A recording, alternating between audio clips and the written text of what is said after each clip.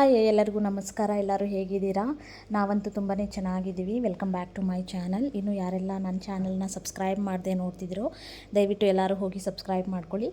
ಹಾಗೆಯೇ ಲೈಕ್ ಮಾಡಿ, ಶೇರ್ ಮಾಡಿ, ಕಮೆಂಟ್ ಮಾಡಿ. ಸೊ ಇವತ್ತಿನ ವೀಡಿಯೋದಲ್ಲಿ ನಾವು ಸಂಡೇ ಮಾರ್ನಿಂಗ್ ನಾನು ಸ್ವಲ್ಪ ಲೇಟಾಗಿ ಎದ್ದೊಳಿದ್ರೆ, ಸಂಡೇ ಅಂದ್ರೇ ಸ್ವಲ್ಪ ಲೇಸಿ ಡೇ ಅಲ್ವಾ, ಹಾಗಾಗಿ ಸಂಡೇ ಸ್ವಲ್ಪ ಲೇಟಾಗಿ ಎದ್ದು ಬೆಳಗ್ಗೆ ನಾನು ಮಾರ್ನಿಂಗ್ ಡಿಟಾಕ್ಸ್ ಡ್ರಿಂಕ್ನ ಮಾಡ್ಕೊತಾ ಇದ್ದೀನಿ. ಏನು ಅಂತ ಹೇಳಿದ್ರೆ, ಇವಾಗ ತುಂಬಾ ಟ್ರೆಂಡಿಂಗ್ ಆಗಿದೆ. ಇನ್ಸ್ಟಾಗ್ರಾಮಲ್ಲೆಲ್ಲ, ಯೂಟ್ಯೂಬಲ್ಲೆಲ್ಲ ತುಂಬಾ ಟ್ರೆಂಡಿಂಗ್ ಆಗಿದೆ.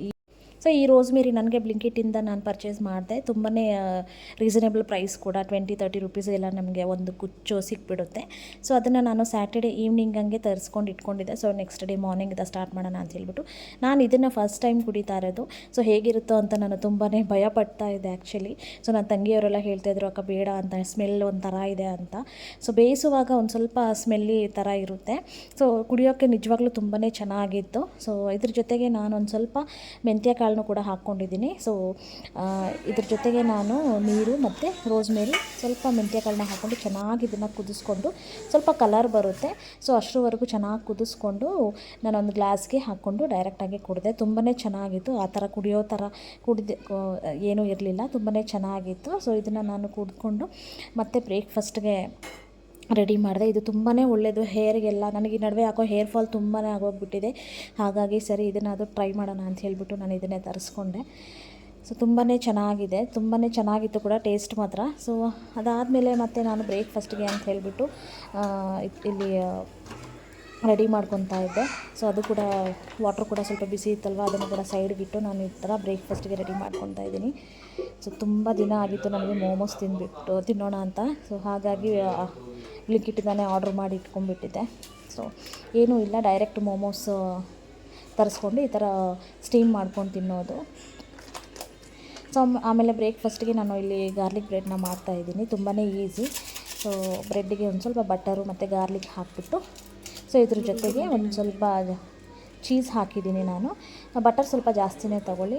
ಚೀಸ್ ಸ್ಪ್ರೆಡ್ ಮಾಡ್ಕೊಂಡ್ಬಿಟ್ಟು ಎಲ್ಲದಕ್ಕೂ ಒಂದು ಸ್ವಲ್ಪ ಈ ಆರಿಗಾನೋ ಮತ್ತು ರೆಡ್ ಚಿಲ್ಲಿ ಫ್ಲೇಕ್ಸ್ ಬರುತ್ತಲ್ವ, ಅದನ್ನು ಆ್ಯಡ್ ಮಾಡಿಕೊಂಡು ಇದನ್ನು ಒಂದೇ ಕಡೆ ಚೆನ್ನಾಗಿ ಬೇಯಿಸ್ಕೊಳ್ಳೋದು. ಪ್ಲೇಟ್ ಮುಚ್ಕೊಂಡು ಬೇಯಿದ್ರೆ ನಮ್ಗೆ ಆ ಚೀಸ್ ಎಲ್ಲ ಚೆನ್ನಾಗಿ ಮೆಲ್ಟ್ ಆಗಿಬಿಟ್ಟು ನಮಗೆ ತಿನ್ನೋ ಕೂಡ ತುಂಬಾ ಚೆನ್ನಾಗಿರುತ್ತೆ. ಇದು ಮಾತ್ರ ನಿಜವಾಗ್ಲೂ ಒಂದು ಸಲ ಟ್ರೈ ಮಾಡಿ, ಮಕ್ಕಳಿರೋ ಮನೆಯಲ್ಲಿ ತುಂಬ ಅಂದರೆ ತುಂಬಾ ಚೆನ್ನಾಗಿತ್ತು.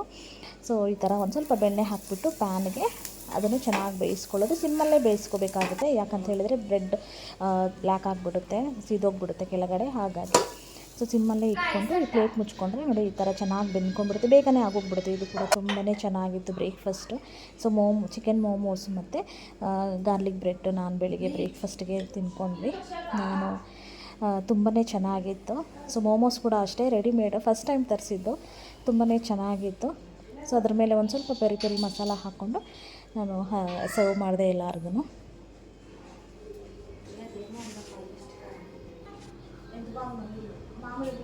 ನಾನು ಎಲ್ಲರಿಗೂ ಕೇಳ್ತಾಯಿದ್ದೆ ಕುಡಿ ಅಂತ ಹೇಳ್ಬಿಟ್ಟು. ಎಲ್ಲರೂ ಹೇಳ್ತಿದ್ರು ನನಗೆ ಬೇಡ ಅಂತ ಹೇಳಿಬಿಟ್ಟು. ಬಟ್ ಟೇಸ್ಟ್ ವೈಸ್ ಮಾತ್ರ ನಿಜವಾಗ್ಲೂ ತುಂಬಾ ಚೆನ್ನಾಗಿತ್ತು. ಒಂದು ಸಲ ಟ್ರೈ ಮಾಡಿ ಓಕೆನಾ.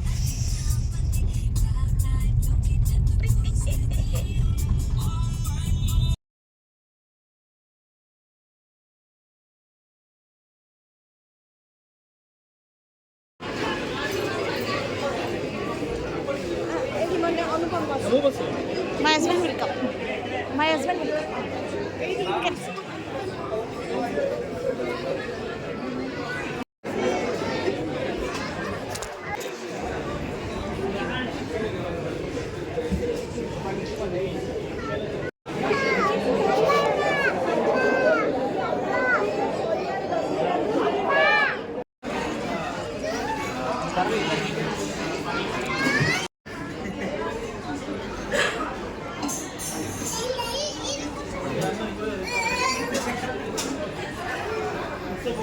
Bakit na?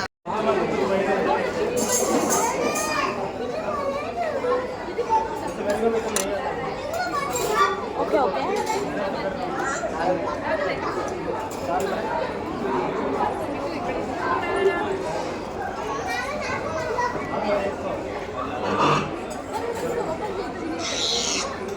కొత్తిమీర ఫ్లేవర్.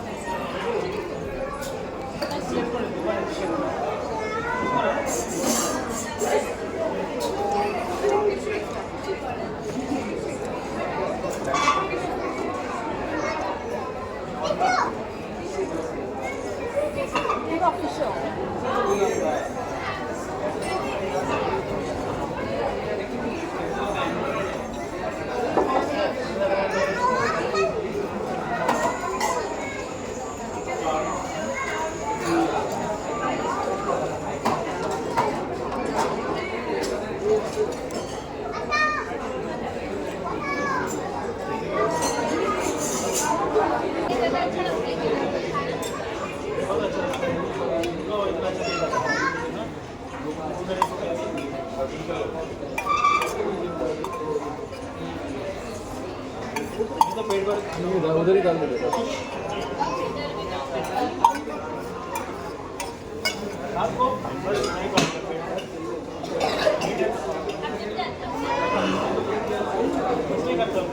अभी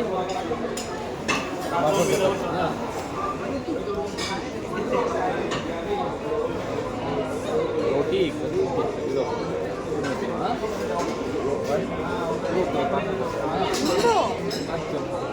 మనం ఇట్లా కాదు మాకు మనకి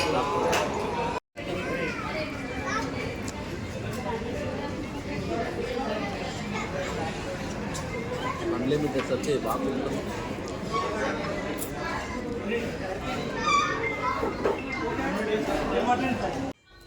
ಸೊ ಹಾಗೆಯೇ ಮಧ್ಯಾಹ್ನ ಲಂಚ್ಗೆ ಅಂತ ಹೇಳಿಬಿಟ್ಟು ಆಚೆ ಹೋಗಿದ್ವಿ. ನಾಗಾರ್ಜುನ ರೆಸ್ಟೋರೆಂಟ್ಗೆ ಹೋಗಿದ್ವಿ. ನಿಜವಾಗ್ಲೂ ಒಂದು ಸಲ ಟ್ರೈ ಮಾಡಿ ತುಂಬಾ ಚೆನ್ನಾಗಿತ್ತು. ಎಷ್ಟು ಜನ ವೆಯ್ಟಿಂಗ್ ಅಂತ ಹೇಳಿದ್ರೆ ಒಂದು ಸಲಕ್ಕೆ 30 ಮೆಂಬರ್ಸ್ ಆ ಥರ ವೆಯ್ಟಿಂಗ್ ಇತ್ತು. ಸೊ ಆದರೂ ಅವ್ರು ಅಷ್ಟೇ ಚೆನ್ನಾಗಿ ನೀಟಾಗಿ ಅದನ್ನು ಮೇಂಟೆನೆನ್ಸ್ ಮಾಡ್ಕೊಂಡು ಹೋಗಿದ್ದಾರೆ. ನಾಗಾರ್ಜುನ ಹೋಟೆಲ್ ಅಂತ ಹೇಳಿಬಿಟ್ಟು ಇಲ್ಲೇ ವೈಟ್ ಫೀಲ್ಡ್ ಹತ್ರ ಇದೆ. ತುಂಬಾ ಚೆನ್ನಾಗಿತ್ತು. ಟೇಸ್ಟ್ ವೈಸ್ ಅಂತೂ ಬಿರಿಯಾನಿ ಮತ್ತು ವೆಜ್ ಎಲ್ಲ ತುಂಬಾ ಚೆನ್ನಾಗಿತ್ತು. ಸೊ ಒಂದು ಸಲ ಯಾರಾದರೂ ಹೋಗಿಲ್ಲ ಅಂತ ಹೇಳಿದರೆ ಒಂದು ಸಲ ಬಂದು ಟ್ರೈ ಮಾಡಿ.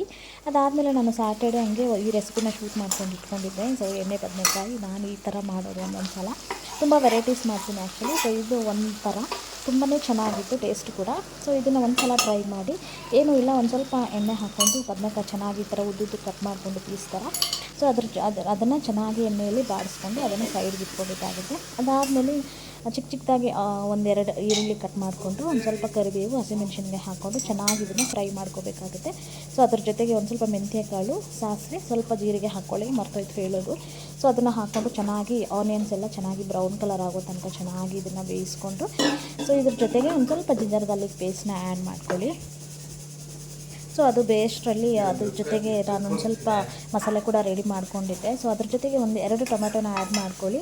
ಸೊ ಉಪ್ಪು, ಖಾರ, ಸ್ವಲ್ಪ ಧನಿಯಾ ಪುಡಿ ಹಾಕ್ಕೊಂಡು ಚೆನ್ನಾಗಿ ಬೇಯಿಸ್ಕೊಂಡಿದ್ದಾದಮೇಲೆ ನಾವೇನು ಹುರಿದಿಟ್ಕೊಂಡಿರ್ತೀವಿ ಸೊ ಬದನೆಕಾಯಿನ ಹಾಕ್ಕೊಂಡು ಮಸಾಲೆಗೆ ಏನೂ ಇಲ್ಲ, ತುಂಬ ಈಸಿ. ಒಂದು 2-3 ಟೇಬಲ್ ಸ್ಪೂನಷ್ಟು ಕಡಲೆಬೀಜ ಬರುತ್ತಲ್ವ ಅದನ್ನು ಹಾಕ್ಕೊಂಡು 1-2 ಟೀ ಸ್ಪೂನಷ್ಟು ಎಳ್ಳು ಹಾಕ್ಕೊಳ್ಳಿ, ವೈಟ್ ಕಲರ್ ಎಳ್ಳು. ಸೊ ಅದನ್ನು ಹಾಕ್ಕೊಂಡು ಚೆನ್ನಾಗಿ ಇದನ್ನು ಸಿಮ್ಮಲ್ಲೇ ಹುರ್ಕೋಬೇಕಾಗುತ್ತೆ. ಅದರ ಜೊತೆಗೆ ಒಂದು ಸ್ವಲ್ಪ ಗರಂ ಮಸಾಲ, ಕೊತ್ತಂಬರಿ ಸೊಪ್ಪು ಹಾಕಿಬಿಟ್ಟು ಒಂದಾದಮೇಲೆ ಒಂದು ಚೆನ್ನಾಗಿ ಬೇಯಿಸ್ಕೊಂಡಿದ್ದಾದಮೇಲೆ ನೋಡಿ ಈ ಥರ ಕರಿ ನಿಜವಾಗ್ಲೂ ತುಂಬಾ ಟೇಸ್ಟಿಯಾಗಿತ್ತು. ಇದು ಬಿರಿಯಾನಿ ಜೊತೆಗೆ, ವೈಟ್ ರೈಸ್, ಗೀ ರೈಸ್ ಜೊತೆಗೆ ಎಲ್ಲದಕ್ಕೂ ಮ್ಯಾಚ್ ಆಗುತ್ತೆ, ಚಪಾತಿ, ದೋಸೆಗೆ. ಸೊ ಈ ರೆಸಿಪಿ ಮಾತ್ರ ಖಂಡಿತ ಟ್ರೈ ಮಾಡಿ. ವೆರಿ ಟೇಸ್ಟಿ, ನಿಜವಾಗ್ಲೂ ತುಂಬಾ ಚೆನ್ನಾಗಿತ್ತು, ತುಂಬ ಈಸಿ ಕೂಡ. ಸೊ ಆ ಸ್ಟಫಿಂಗ್ ಮಾಡೋದು ಅದೆಲ್ಲ ಏನೂ ಇರೋದಿಲ್ಲ ಇದರಲ್ಲಿ ಚಿಂತೆ. ಸೊ ಈ ಥರ ಡೈರೆಕ್ಟಾಗಿ ನಾವು ಹಾಕ್ಕೋಬೋದು. ಸೊ ಇದಾಗಿತ್ತು ನಮ್ಮ ಸಂಡೇ. ಸೊ ನೆಕ್ಸ್ಟ್ ವಿಡಿಯೋದಲ್ಲಿ ಮತ್ತೆ ಸಿಗ್ತೀನಿ. ಅಲ್ಲಿವರೆಗೂ ನಮಸ್ಕಾರ ಗೈಸ್, ಬಾಯ್.